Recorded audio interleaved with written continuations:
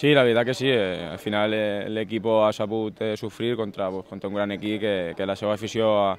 apretat, però bueno, al final jo crec que l'equip durant tota la temporada pues, ha sabut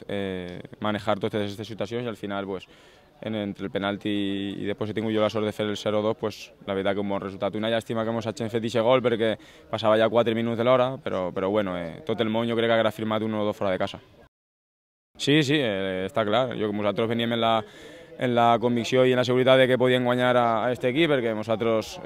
sabem que el que hem fet esta lliga, que guanyar-la, que jo crec que la tercera de València és de les més complicades que n'hi ha, i bueno, hem vingut així on hem fet un gran partit i s'hem pogut emportar la victòria. Pues al final havia tingut antes una ocasió que s'havia eixit per poquet i bueno, el míster m'estava dient que estiguera dins de l'àrea en la segona part per a que se la jugaren un poquet de bandes i al final pues, he tingut la sort de fer el 0-2 i pues, celebrant tota l'afició que ha vingut, que la veritat que li ho devem tot.